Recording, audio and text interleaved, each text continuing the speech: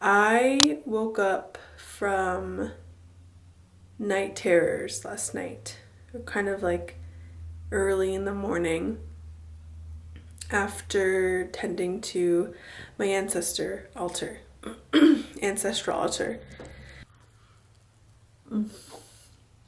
This is rasa mushroom coffee. It is really good. So last night I got to my ancestral altar and it was a pretty big change. I hadn't even reset it over like a whole day. There was a whole day when everything was off. I moved some pretty important pieces off the ancestral altar that were on there for a long time, and if you work with the altar, you know how this like is a symbol or signifies or even initiates a great change with the spirits that you're working with. I washed the altar cloth, and then when it was ready, I reset the altar last night.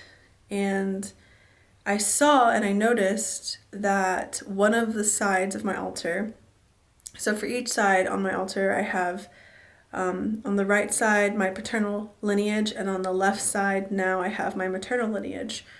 My maternal side didn't quite have as many objects as my paternal side, and so there's a lot to understand about this, but what was coming through strongly in this practice last night was that there's a lot of healing and reclamation and reconnection to be had with my maternal lineage. And I'm not going to go into all of those things right now because it is a lot and it is yet to unfold, but I have some assignments to complete, and I know my work will be for that side of my altar to come. What I really want to tell you is what happened after last night during dream time.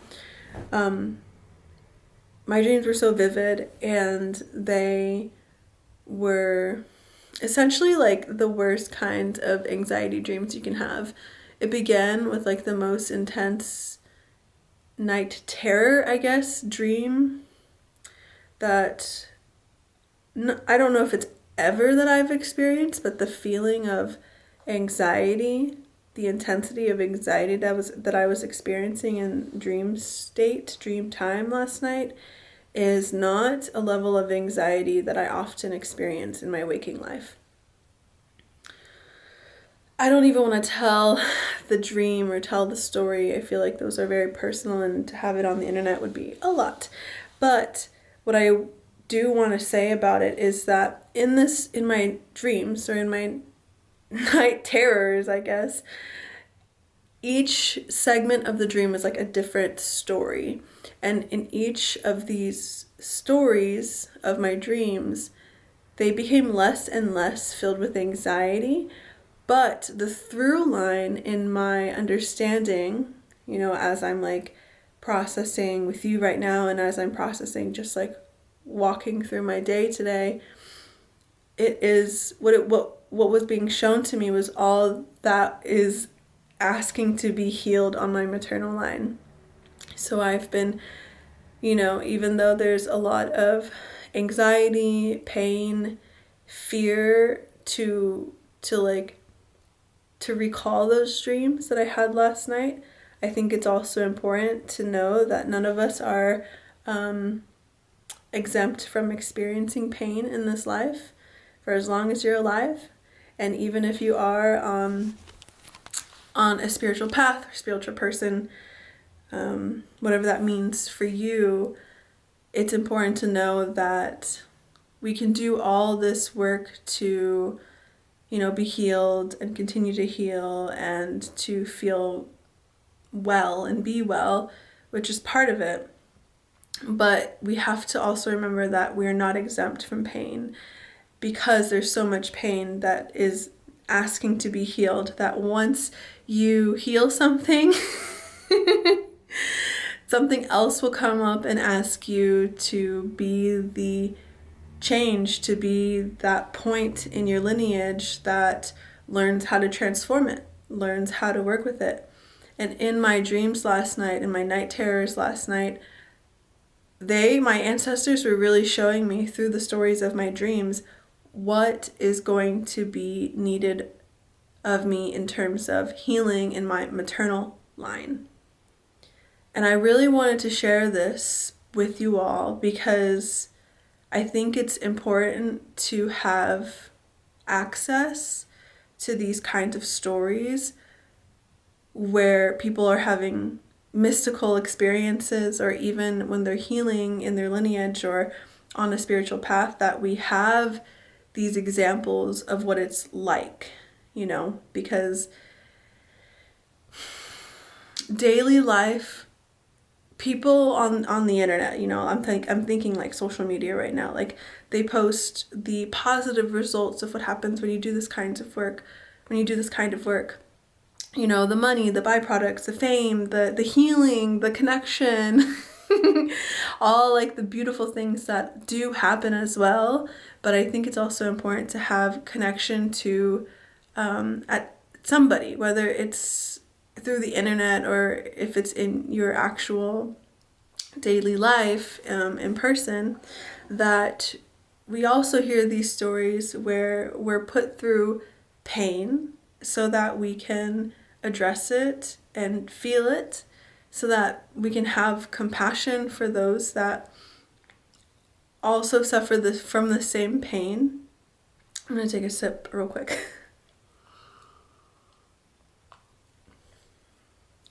It's so good. I'll leave a link to the coffee in the description. This is not sponsored, but maybe I should start getting sponsorships for cool drinks and stuff and brands. I think it's important that we have access to these painful stories, not just in our own lineage, but people who can tell these painful stories from a place of observation and acceptance and processing without getting so wrapped up in it. And I think I'm able to share this with you because I'm not dreaming right now. And because though I am experiencing this pain in some place in my life, it's not so brought up to the surface at this point in time, at least, where I feel like I can't speak on it without offering some wisdom or helpful insight from it. But what was I going to? I woke up this morning, because of what happened in the dreams, I woke up this morning making a lot of connections to what my family members have been experiencing, how they act in the world, how they talk, like I often am like observing and tracking when I'm with family, not all the time, but when I'm with family, I'm like, oh, that's why you think that, or that's why you believe that, that's why you see it this way, or like this happened to you, and I literally experienced that in my dream last night, and oh my God, now I understand why you're this way. Right? There's compassion, there's understanding, there's love and acceptance when we understand the pain of another, especially our family. Because if you're like me and you're like really, really courageous about the ancestral healing, or you're really adamant about being the one where it stops, I watched that movie that is a book that Blake Lively produced and also starred in. It Ends With Us, and I think that if you are someone like that, like that character, or like me, who makes these decisions in their life to stop certain cycles of pain or harm or violence to ourselves, to each other, to culturally, however it is that you're doing this healing, ancestral healing, that we understand the point of the pain, right? My ancestors on my maternal line, like I feel because of this, they know how to speak through story, and they know how to speak through art. They know how to speak to me through my dreams, and that's even giving more little breadcrumbs as to who they are. And I am just so grateful that I get to share these stories, that I have a community who wants to hear these stories, because there's so much richness happening when we turn towards whatever pain that we come from, when we turn towards whatever is being asked of us to heal. And I'm very excited, actually.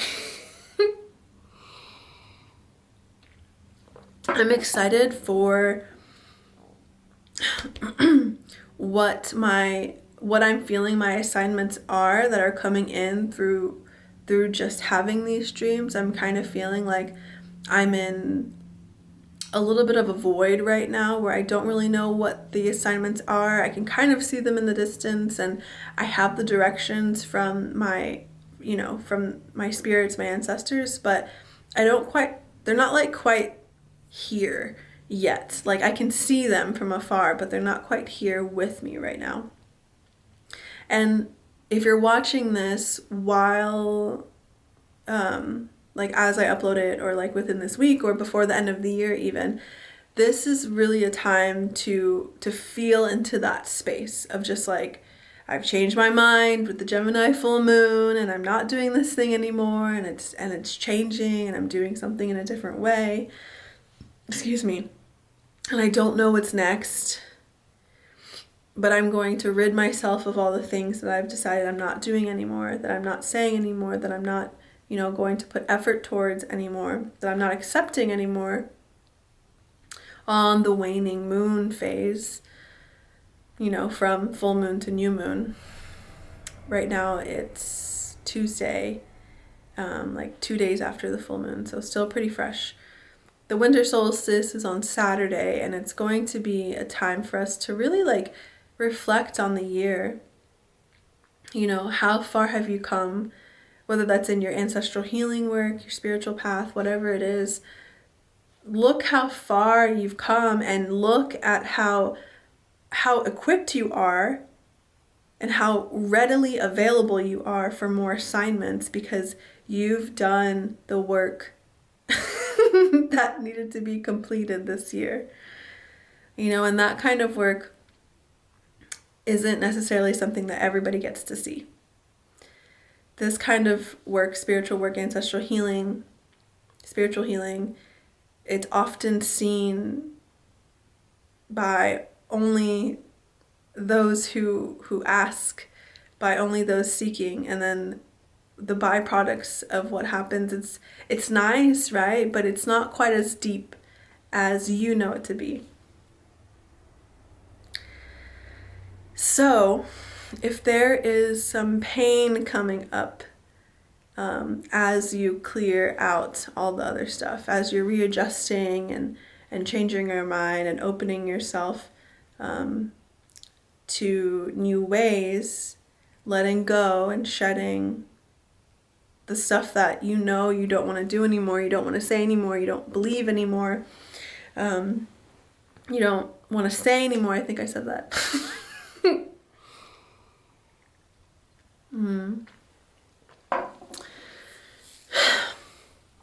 Let it be okay for there to be pain.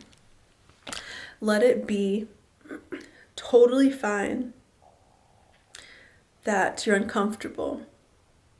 And let it be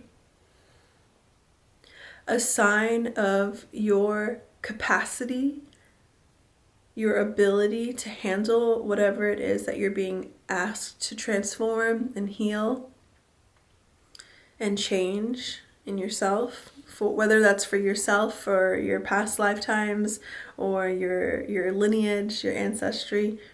Let it be okay that there is still pain. Let it be okay that you don't quite know how you will heal from that or move forward from that, or even what the assignment is. Let it be okay.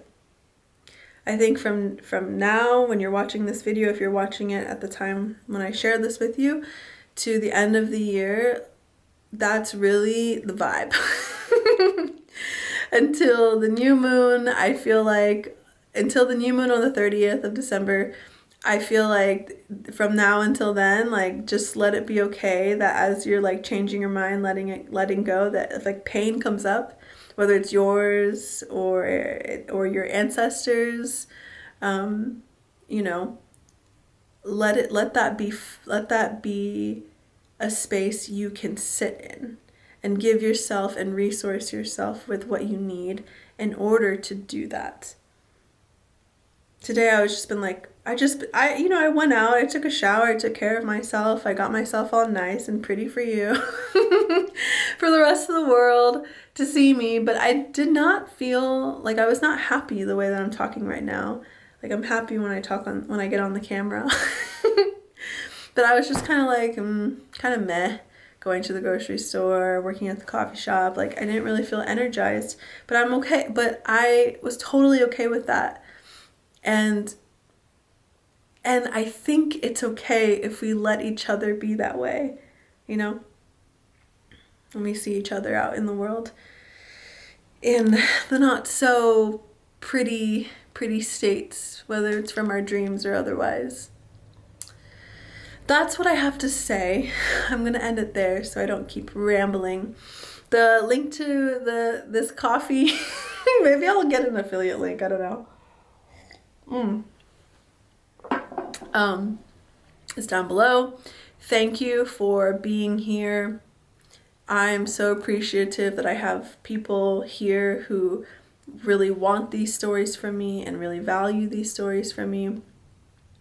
I hope that in the new year we get to connect even more intimately with each other, whether that's through virtual or even in a session capacity, or whether you decide to learn from me in the new year. I am excited for my assignments to drop in in terms of what I talked about in this video on my maternal line, because I know the payoff is huge. I'm excited for 2025, and I'll see you next time. Bye!